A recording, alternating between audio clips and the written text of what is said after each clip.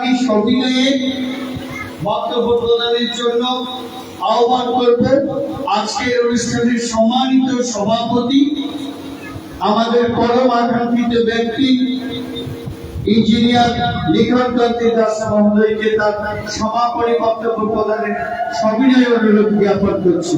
হরে কৃষ্ণ। ওম গুরুদেব শ্রী শ্রী কমলনাথায় ওম নমঃ শ্রী রামচন্দ্রায় ভেদ বোধবাসনে ওম বসন্তবদনায় তস্মৈ শ্রী গুরুবে নমঃ। আজ বাংলাদেশ গীতা শিক্ষা পরিষদ আদেশিক সাতকানি উপজেলা শাখার দ্বিবার্ষিক সম্মেলনে মঞ্চের সামনে আলোকিত করে আছেন আমার মমতাময়ী মায়ের দল, মা লক্ষ্মী মায়ের দল, ভগবতীর অংশ, মা সরস্বতীর অংশ। তাদের রাতুল চরণে আমি সর্বপ্রথম প্রণাম নিবেদন করছি, ভুল অর্পিত প্রণাম। এবার চমল চঞ্চল রাগাবাইয়ে যে সমস্ত সোনামণিরা গীতা স্কুলে যায়, হয়তো অনেকে গীতা স্কুল যায় না, যারা এই অনুষ্ঠান প্রাঙ্গণ মুখরিত করে রেখেছে, সেসব সোনামণিদেরকে জানাচ্ছি আমি গীতাময়ী শুভেচ্ছা ও অভিনন্দন। এবং আমার শিবতুল্য পিতৃরা এবং ভাইয়েরা যারা এই অনুষ্ঠান প্রাঙ্গণে এসে অনুষ্ঠানের সভাপতিত্ব করেছেন, তাদের রাতুল চরণে আমি প্রণাম নিবেদন করছি। এবং আজকের এই মহতী অনুষ্ঠানে যিনি প্রধান অতিথির আসন অলঙ্কৃত করেছেন, বাংলাদেশ গীতা শিক্ষা পরিষদ কেন্দ্রীয় কমিটির সম্মানিত সভাপতি এবং যিনি বাংলাদেশের আনাচে কানাচে গীতা শিক্ষা প্রচারের জন্য দীর্ঘ সময় ব্যয় করেছেন, সেই আমার শ্রদ্ধাভাজন অধ্যাপক শিবুল দেব মহোদয় আজকের অনুষ্ঠানের প্রধান অতিথির আসন অলঙ্কৃত করেছেন।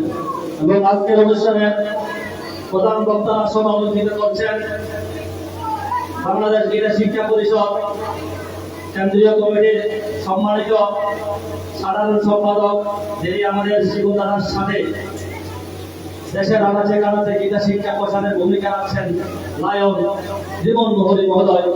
আরো বিশেষ অতিথি হিসেবে উপস্থিত আছেন বাংলাদেশ গীতা শিক্ষা পরিষদের যুগ্ম সাধারণ সম্পাদক রূপন মহাজন মহোদয়।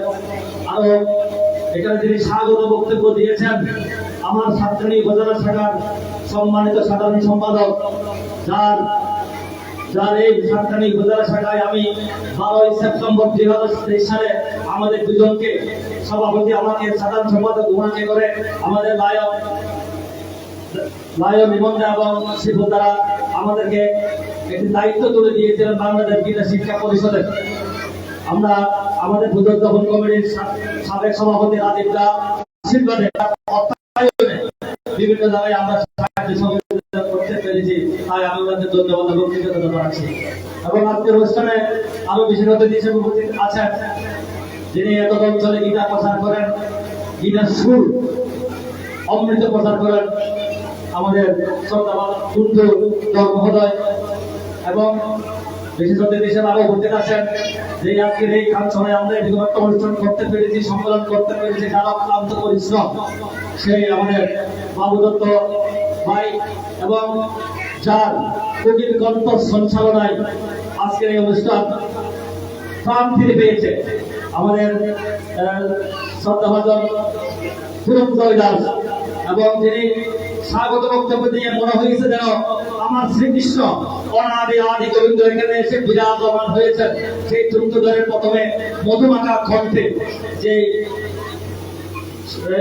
স্বাগত বক্তা ভাগবতী কথাবার্তা শুনে মনে হয়েছে আমার অনাদি আদি গোবিন্দ এখানে উপস্থিত আছেন। আসলে শ্রীকৃষ্ণ দুই ধরনের মানুষকে কৃষ্ণ পায় না। কারা? একটা হচ্ছে জটিল ব্যক্তি, একটি হচ্ছে কুটিল ব্যক্তি। জটিল আর কুটিল তারা কিন্তু সবাই কৃষ্ণ পেয়েছে। আপনারা মারা জানেন মনে হয় যে রত্নাকর দৈশ্য শেষে বাল্মীকি মনে হয়ে কিন্তু কৃষ্ণ পেয়েছে। একমাত্র জটিল আর কুটিল কৃষ্ণ পায়নি, অর্থাৎ জটিল ব্যক্তি, কুটিল ব্যক্তি, এই দুই ধরনের মানুষ কর্ম পালন করলেও কৃষ্ণ পায় না। আমি আবার আমার লাইনে ফিরে আসছি। আমার মঞ্চে আরো আছেন আমাদের বাংলাদেশ গীতা শিক্ষা পরিষদ ছাত্রী উপজেলা শাখার প্রচার গবেষণা সম্পাদক সঞ্জয় বিশ্বাস সহ আরো স্বাগত বক্তব্য দিয়েছেন শিক্ষক এছাড়া আরো অনেক আমাদের কমিটির নেতৃবৃন্দ আছেন। সবাইকে জানাচ্ছি গীতাময় শুভেচ্ছা ও অভিনন্দন। আসলে পদ কাউকে অহংকারী করে, পদ কাউকে অলঙ্কার করে, আবার কেউ কেউ পদকে অলঙ্কৃত করে। আমাদের শিক্ষকের এরকম একজন মানুষ, উনি পদকে অলঙ্কৃত করেছেন। কেউ কেউ আবার পদ পেয়ে অহংকারী হয়ে যায়। অনেকে বক্তব্যের মাধ্যমে আপনারা জেনেছেন। অর্থাৎ ঠাকুর একটা কথা বলেছেন, মানুষ এখন টাকা বড়, যত মানুষ তো মানুষ যখন আসবে, মানুষ যখন কাছে থাকবে, আপনি একদিন আকাশ ছুঁতে পারবেন এই সংগঠন করে। আসলে আমার সভাপতির বক্তব্য আমি এত বিষয় আমার বক্তব্য হচ্ছে না, কারণ আমাদের এখানে গুণী ব্যক্তিরা আছেন। আমার কথা হচ্ছে আসলে এই গুণী ব্যক্তিদের মানে গুণগ্রাহী আমি হচ্ছে এই গুণ ব্যক্তিদের গুণগান করার জন্য আমি এখানে দাঁড়িয়েছি। আমরা 12 সেপ্টেম্বর 2023 সালে আমরা এই বাংলাদেশ গীতা শিক্ষা পরিষদের দায়িত্ব নিয়েছিলাম।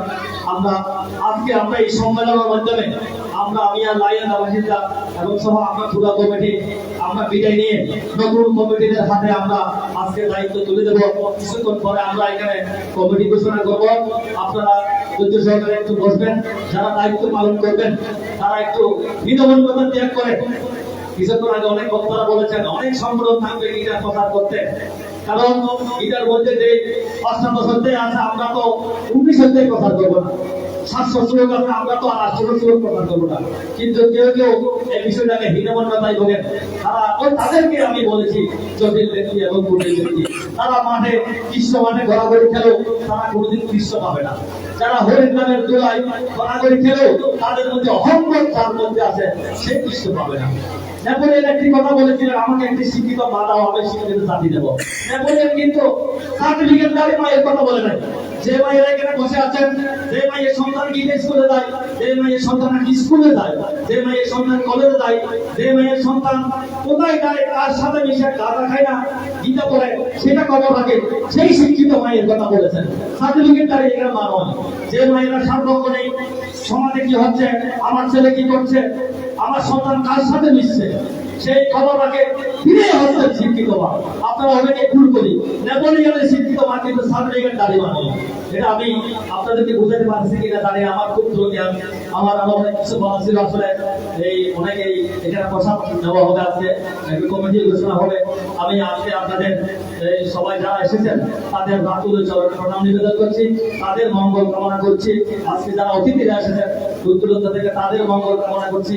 আগামীতে আপনারা যে গীতা শিক্ষা প্রসারে এগিয়ে যাবেন, সবাই একসাথে কাঁধে কাঁধ মিলিয়ে কাজ করবেন, আমি তাদের মঙ্গল কামনা করে বিদায় নিচ্ছি। নবনবীনের কাহিয়া গান সজীব করিব মহাশোষা, আমরা জানিব নতুন প্রাণ। চল চল চল, সবাইকে ধন্যবাদ এবং বিনোদন জানাচ্ছি। জয় গীতা, জয় গীতা, জয় মনীষী, জয় সত্তা নিয়ে শিক্ষা পরিষদ। সবাই রাতুলের চরণে প্রণাম নিবেদন করছি। অনেক অনেক কৃতজ্ঞতা। আমাদের মাঝে একজন অতিথি, সম্মানিত অতিথি দেরি করে এসেছেন। আমরা ওনাকে